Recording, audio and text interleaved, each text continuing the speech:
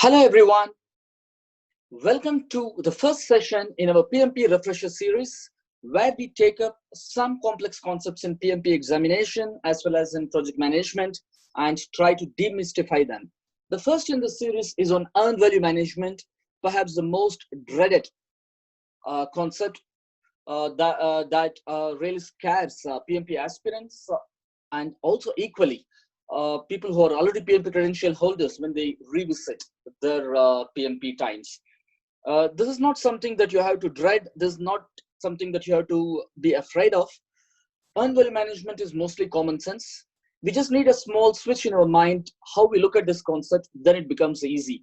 So let us try to understand what the concept of earned value management is, both in the context of PMP examination as well as overall project management.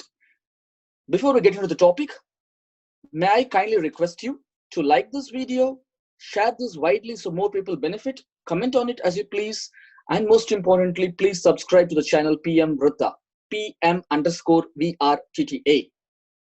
so that more people benefit and you would get automatic updates whenever new such videos are posted. So let's get into earned value management.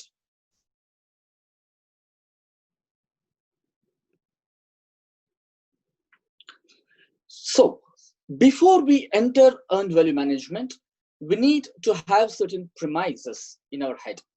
First thing, when you are doing earned value management, please do not assume that you are the project manager. Assume that you are the customer or the payer, the one who has invested his or her hard-earned money into the project.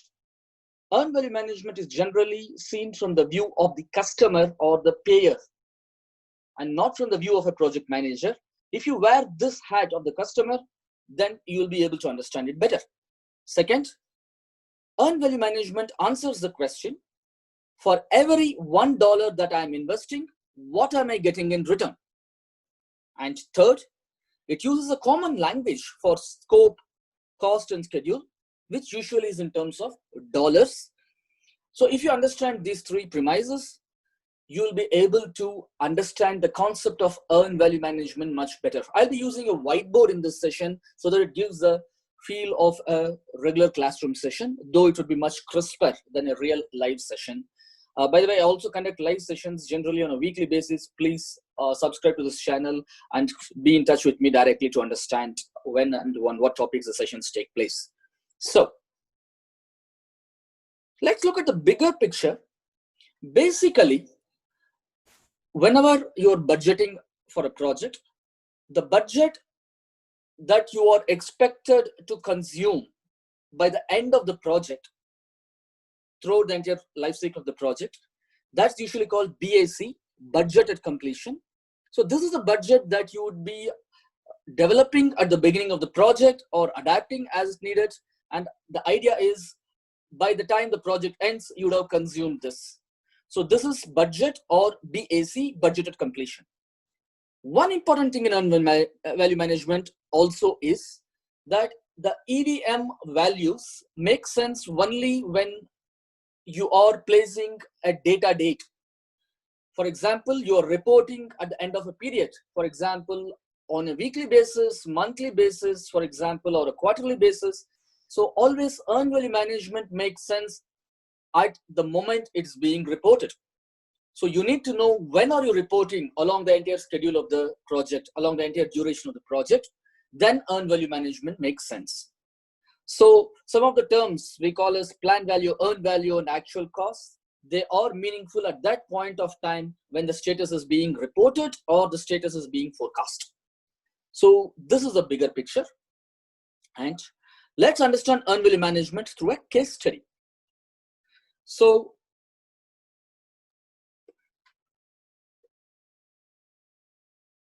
okay, now assume that the scope of the project is to develop 100 pieces of something. If you are the project manager, you're developing 100 modules or 100 housing units if you're in the construction industry, or 100 oil wells that have to be dug, or 100 steel rods to be manufactured if you're in the manufacturing industry. Or if you are the customer, imagine you are commissioning a carpenter to build 100 tables for you, which you have committed to your customer that you would be selling at the end of a period. One important thing, whenever we talk of value to you or to the customer, it does not consider the profit at which you will be selling this delivered piece. Profit does not come into picture. Earned value is basically the value that you are earning in terms of dollars for every single dollar that you are spending. So do not bring up profit in this discussion. That will just confuse the discussion. So assume that the scope is to create 100 pieces of something, 100 tables, for example, over a schedule of 10 weeks at a cost of $1,000. One note, $1,000 could also include the initial setup or installation costs. So maybe you spend $200 in setting up your workshop in the initial processes, installation costs and everything. And the remaining $800 you need to create the 100 pieces. But generally one premise in earned value management is whenever a cost is given, for the sake of simplicity, just spread it over the entire scope. Meaning, if you have to create 100 pieces of something and the cost or budget is $1,000, you distribute this $1,000 across the 100 pieces. So every piece, the value is $10. So if you are creating one piece, you have earned $10 of value. So 100 pieces to be created over a period of 10 weeks at a cost of $1,000, which is also the budget or budgeted completion. And as I said earlier, the data date, you are reporting the status at the beginning of the 6th week, the status at the end of the 5th week, basically. Assume that every Monday morning on a weekly basis, the 1st week, 2nd week, 3rd week, and so on, you are reporting the status to your customer or to your management, or your carpenter is coming and producing you a status report or a bill on the Monday of every week. So assume that the status you're reporting is as it is at the end of the 5th week, which is basically 50% of the schedule. And suppose that by the end of 5 weeks, 40 pieces of work have been done in double quotes or delivered, and your carpenter is producing a bill or an invoice of $600 to you. Done is a very careful definition. You have to be very careful. When you say done, it means it's really done. That means you'll be able to take these 40 pieces and be able to sell at your customer at a profit, for example. The carpenter cannot tell you, sir, I have created 60 pieces, but 10 of those pieces are again broken. I need to fix them. 10 more pieces I need to paint. You cannot take them and sell it to your customer. Only 40 pieces are perfect in the sense that you can sell them.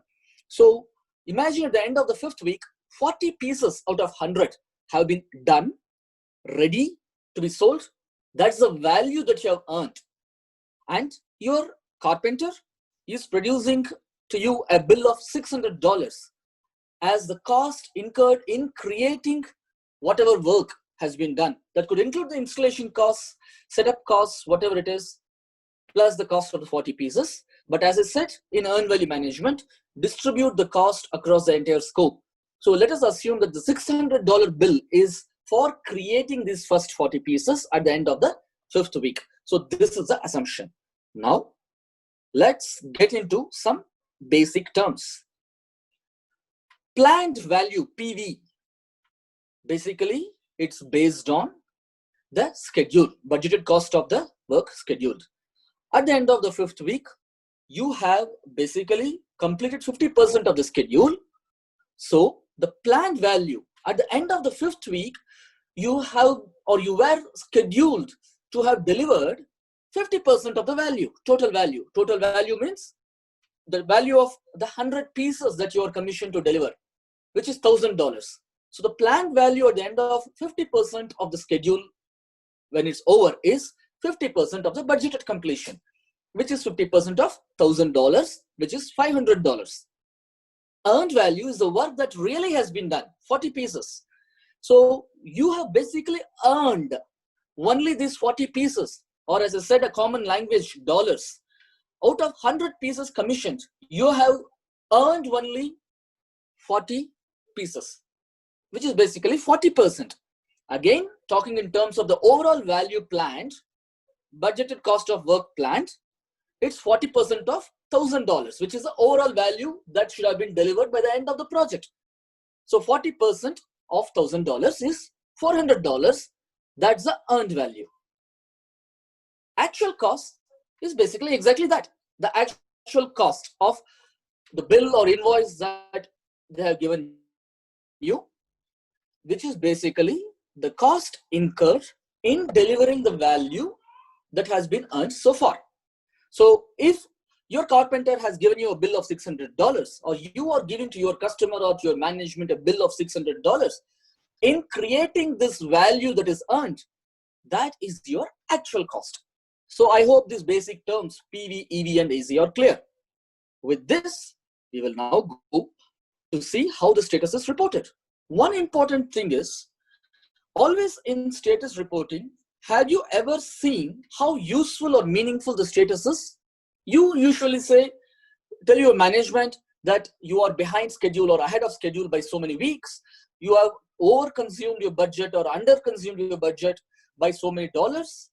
But then when you are giving a very mixed signal in terms of schedule cost in different languages, in terms of weeks, in terms of dollars and everything, it does not really help your customer or your management in understanding what exactly do you need as a support. Imagine your carpenter comes and tells you at the end of the 8th or 9th week with only 1 week left, I am now 3 weeks behind schedule, or I am going to need 20 more or $200 more. Imagine if it's in terms of hundreds of dollars, the magnitude is not visible, but imagine it's $1 million project. And at the end of the project, if it's a 10-month project, at the end of the 9th month, you are going and telling your management, say, for example, I will need $200,000 more, or I'll be needing 10 more weeks to finish the project. It's really not good, because whatever additional budget is needed to be pumped. It needs to be pumped into the project. And your customer needs some time, your management needs some time to apportion that budget. So you cannot be coming and telling your customer or your management at the very last moment, that too using different terminologies, the status of your project, and definitely by the time forecasting is too late. That's where earned value management helps. One important aspect of earned value management is the current status. What has happened so far, and of course why. And the second part is what next? What action you are going to take, or what support do you need from your management or your customer, so that you can actually deliver the project as committed earlier. So variance and performance index are two things that you basically report as status. Very simple. They are similar. In variance, you subtract something from something else. In performance index, you divide the same two terms. So schedule variance is earned value minus planned value. That means against the value that you are supposed to have delivered when this part of the schedule is over, which is planned value, how much have you actually earned? How much has actually been delivered? Similarly, for cost variance, it's earned value minus actual costs. Against whatever costs you have incurred, what value have you earned? So schedule variance and cost variance talk about the earned value in terms of subtraction. Similarly, in performance index, schedule performance index is EV over PV, and cost performance index is EV over AC. Similar formula, instead of subtraction, you use division. So now, what is the meaning of this? When the schedule variance or cost variance, the variance values, is less than 0, it's bad. When the value is greater than or equal to 0, it's good. Similarly, when the SPI is less than 1, it's bad. CPI greater than or equal to 1, it's good. Simply saying, when your variance is less than 0, it is negative.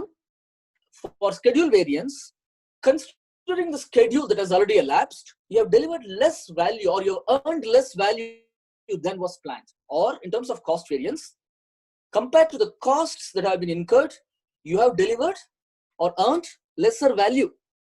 For every $1 earned, you have spent more than $1. And the reverse, if the variance is greater than 0, for every $1 earned, you have spent less than $1.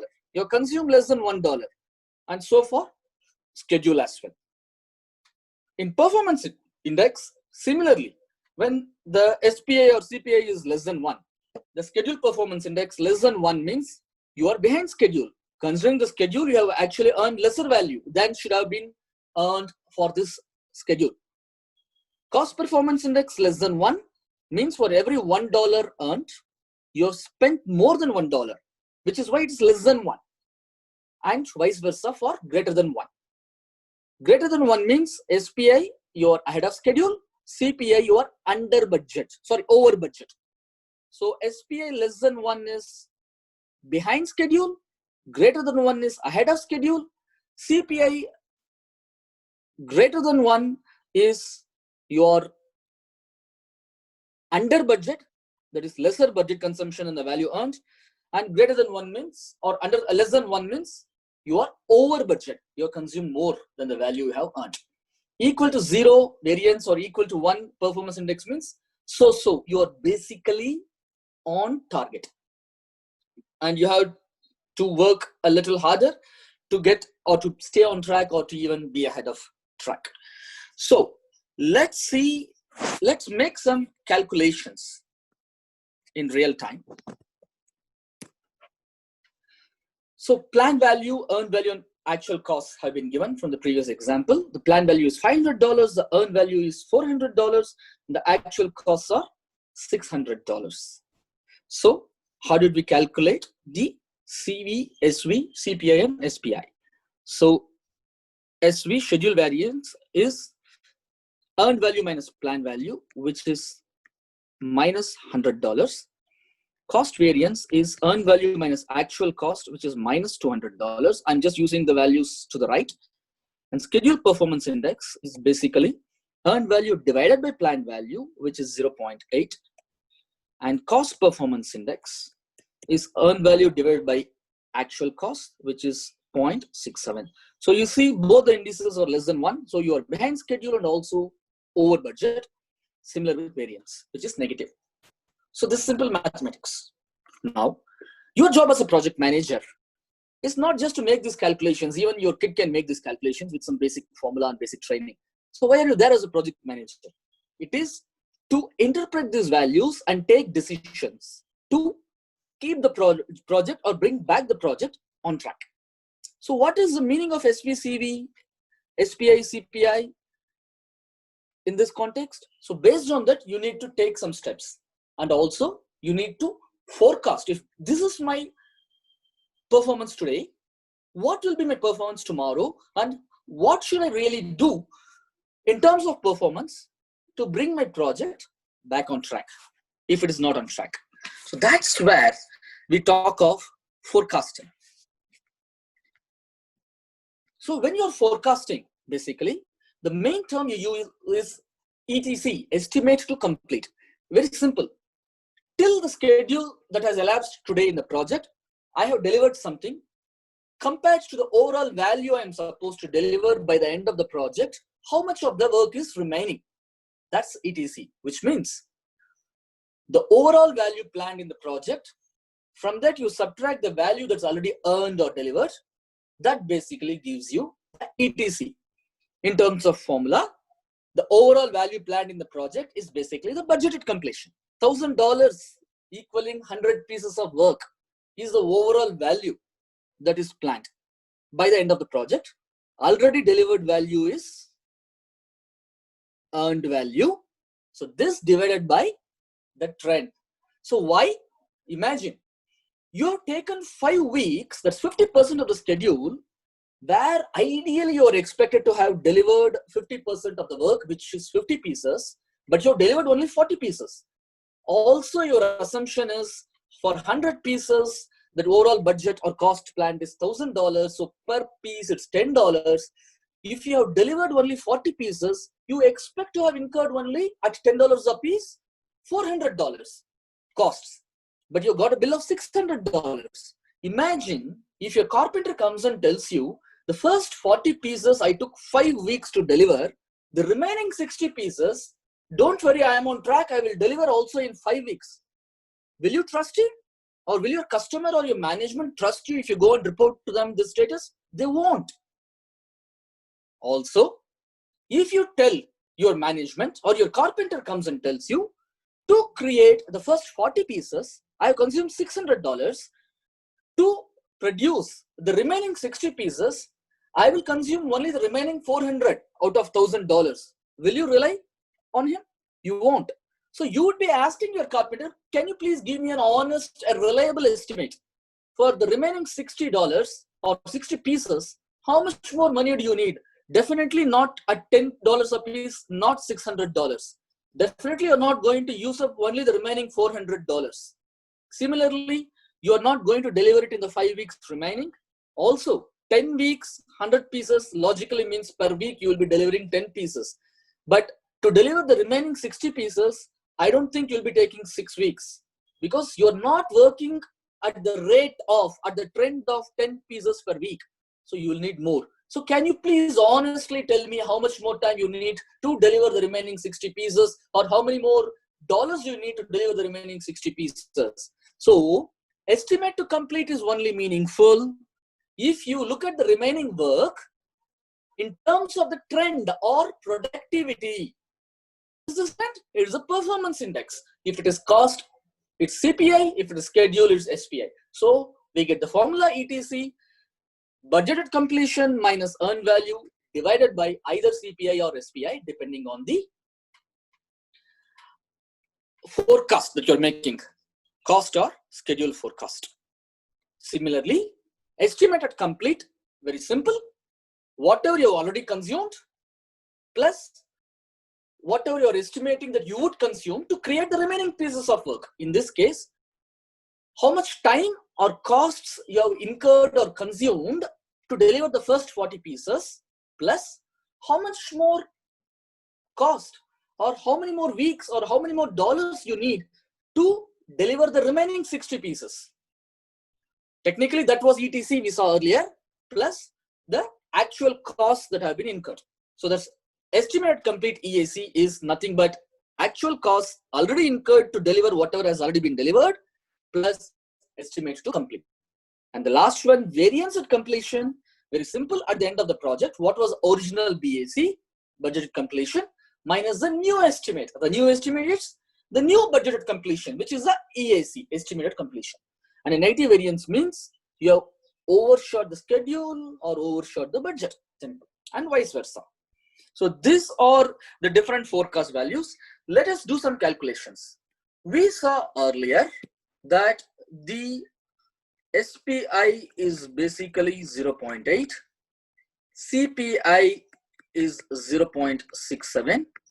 So the estimate to complete is basically the work remaining, which is the overall budget, overall value plan at the end of the project, which is the budgeted completion, minus the earned value. How much value has been earned? Only $400 for the 40 pieces. Cost 0.67. 0.67 is also 2/3. So let's use it easily. So which is $600 over, say, let me use 0.67. So it's nothing but, if you make simple mathematics, 3 by 2, it's $900.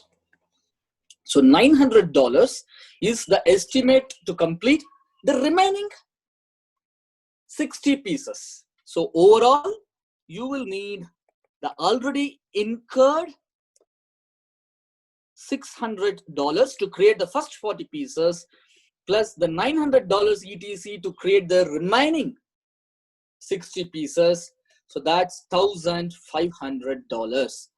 So at the end of the 5th week, you are reporting to your management, by the end of the project, you expect to have consumed $500 more than the original $1,000 planned for the budget.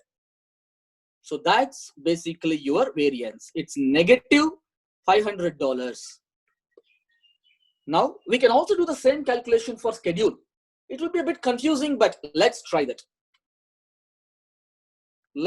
You can always, since this video is on YouTube, you can always play back. You can rewind a little to understand this better. Let's talk in terms of schedule.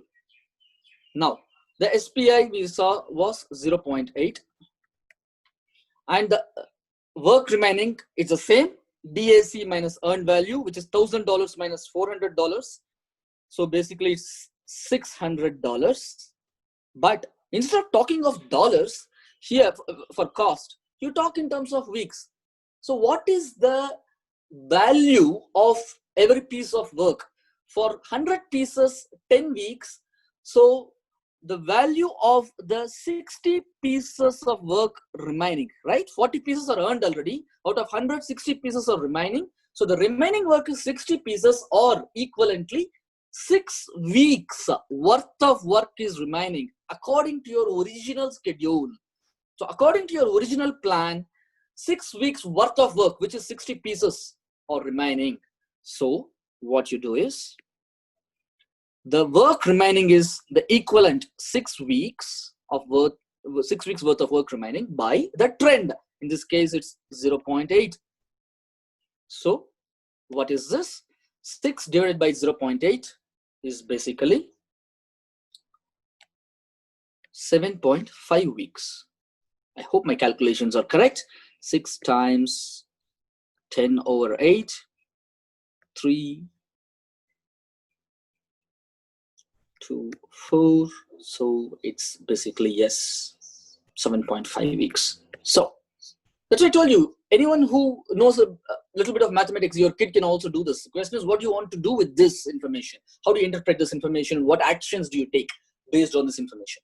So the message to your management is, or the message from your carpenter to you, who is the customer, is to create the remaining 60 pieces of work or 60 tables.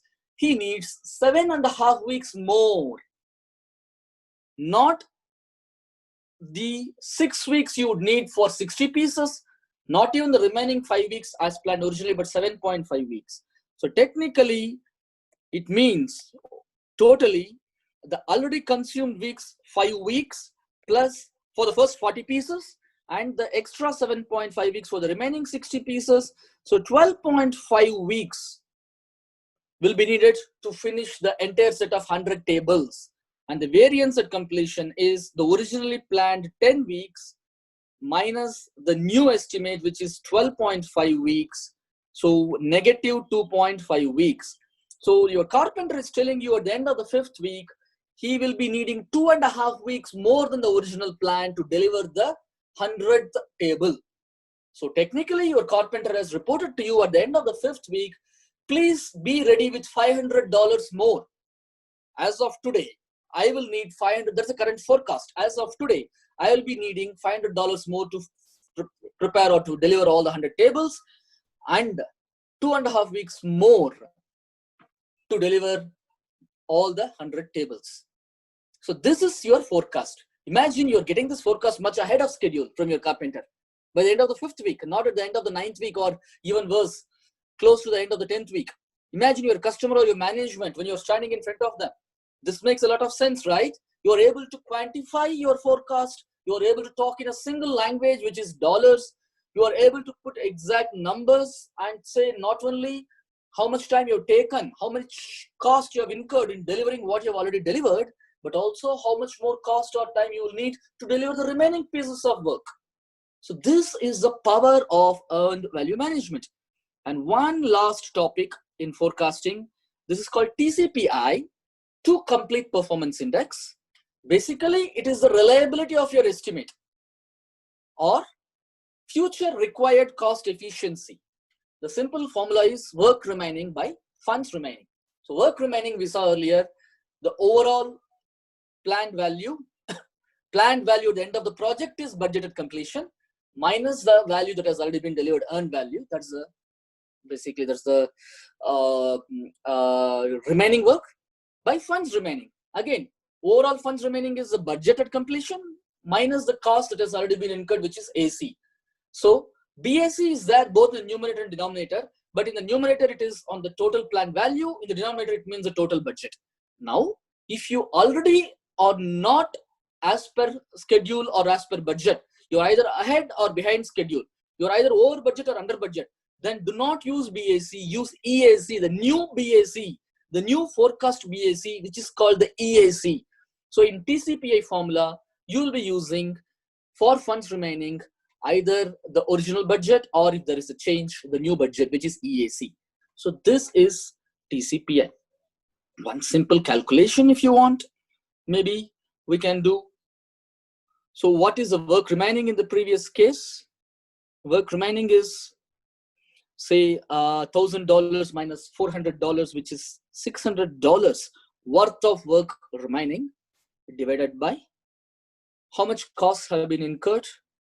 $1,000 minus $600 costs have been incurred. So 0.25. So the meaning is your cost efficiency should be 1.25. That means for every $1 you will be earning in the future, you have to expend or incur $1.25 of cost. Or for every $1.25 you're spending, you'll be earning only $1 back. So this is your cost efficiency, future cost efficiency. So this is basically TCPI. So in a nutshell,